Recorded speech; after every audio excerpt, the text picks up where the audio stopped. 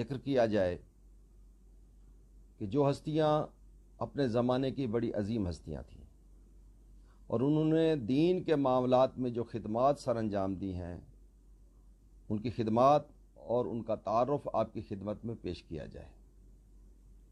جیسے شہید اول، نام سب نے سنا لیکن پوری تفصیل کسی کو، کم لوگوں کو پتہ ہے کہ شہید اول کہاں کے تھے، ان کا نام کیا تھا، ان کا کردار کیا تھا، ان کی خدمات کیا تھی۔ اسی طرح شہید ثالث علیہ رحمہ کے بارے میں، اسی طرح شہید ثالث علیہ رحمہ کے بارے میں، تو انشاءاللہ ہم گاہے بگاہے ان ہستیوں کے بارے میں بڑی تفصیل سے آپ کی خدمت میں ان کا تعارف پیش کرتے رہیں گے۔ آج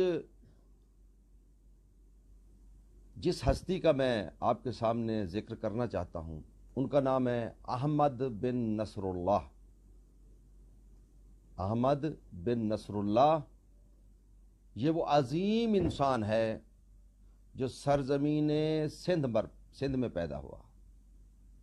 اور ان کا آبائی شہر علاقہ ٹھٹھا تھا۔ اور آپ جانتے ہیں کہ ٹھٹھا ایک ایسا علاقہ ہے کہ جو بڑی مشہور ثقافتی لحاظ سے بھی ہے کہ وہاں مکھلی کا یعنی دنیا کا دوسرے نمبر پر قدیم ترین قبرستان ہے، یعنی وادی السلام کے بعد قدیم ترین، اور پہلے بندرگاہ بھی ٹھٹھا ہوا کرتی تھی۔ اور اس ہستی کا ویسے بھی سرزمین سندھ جو ہے وہ سادات کے حوالے سے، شیعان علی کے حوالے سے بڑی زرخیز رہی ہے، خصوصاً بنو امیہ کے دور میں جب ان پر، سادات پر، بنو ہاشم پر ظلم و ستم اپنی انتہا پر تھا، عبد الملک بن مروان کے زمانے میں یا ولید بن عبد الملک بن مروان کے زمانے میں، تو کافی سادات وہاں سے ہجرت کر کے سندھ کی طرف تشریف لائے۔ یہ تاریخ موجود ہے، اگر کسی کو شوق ہو تو مولانا ظفر ندوی صاحب کی کتاب ہے تاریخ سندھ، اس میں بڑی تفصیل موجود ہے اس کی۔ اور تاریخ کے کچھ ایسے تلخ حقائق بھی ہیں کہ جب ہم سٹوڈنٹ تھے ہمیں پڑھایا جاتا تھا کہ حجاج ابن یوسف بڑا ہیرو تھا اسلام کا، حالانکہ جب ہم نے مطالعہ کیا مین کتب کا، تاریخ کا، چاہے تاریخ ابن کثیر ہو، تاریخ طبری ہو، تاریخ الیعقوبی ہو، تاریخ ابن خلدون ہو، طبقات ابن سعد ہو، یا بہت اور ساری کے کتب جتنی بھی آپ لے لیں، تو ہمیں پتہ چلا کہ حجاج ابن یوسف وہ انسان ہے جو ظالم ترین انسان تھا، ظالم ترین انسان، اور جس کی پیشین گوئی خود رسول اللہ نے اپنے زمانے میں فرمائی تھی۔ اور محمد بن قاسم جب آیا تو کتب میں موجود ہے یہ ساری چیزیں کہ وہ سادات جو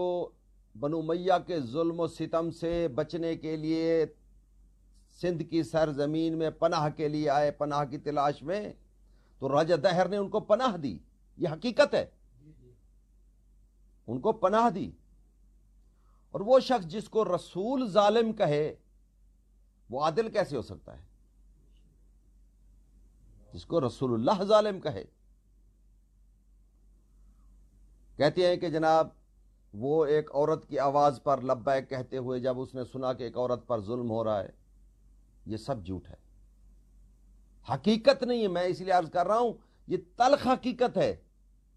بڑی تلخ حقیقت ہے یہ۔ اگر آپ جو لوگ تاریخ کے شوقین ہیں وہ ذرا خود مطالعہ کریں، یہ میری طرف سے گزارش ہے ان کی خدمت میں۔ تو تاریخ سندھ میں بڑے سادات آئے اور ان کو راجہ دہر نے پناہ دی، اور محمد بن قاسم نے جب آ کر ان سے مطالبہ کیا کہ یہ ہمارے باغی اور ہمیں واپس کیے جائیں، تو انہوں نے ایک میٹنگ کی، اور اس میٹنگ میں اس نے سادات واپس دینے سے انکار کر دیا۔ انہوں نے کہا نہیں، یہ ہمارے مہمان ہیں، ہم واپس نہیں کر سکتے تمہیں۔ تو سرزمین سندھ کا احسان ہے